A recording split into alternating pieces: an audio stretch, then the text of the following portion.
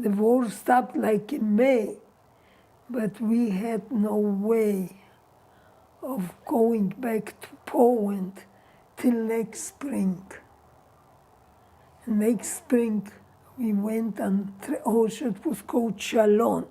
It's on a train, but not the baggage, the cat wagons, but that's where they let us on, and we went toward Poland. And first we came, when we crossed from Russia into Poland, we came to Yaroslavl, from where we are from. It was evening. And my father went down on the train station and he met a Kolyova. A Kolyova is a person that works on the trains, whom he met, whom he knew when he was a child, because that was Yaroslavl. And he told him, don't go to your building, because at night they'll kill you. Jews that came back, the Poles came out to the train station and said, so many Jews still alive? We thought we got rid of you.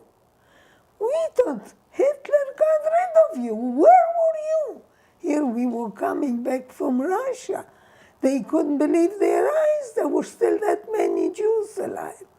So he told them, you go to Przemyśl, which is a bigger town, and he says, during the day you can come and look your house over, but don't go and stay there overnight because they'll kill you.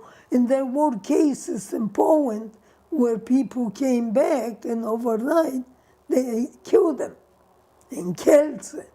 So I remember we kept going, and we didn't stop till we went to what was now Western Poland, but was before the war Germany, because Poland had to give up Ukraine to Russia and got a piece of Eastern Germany.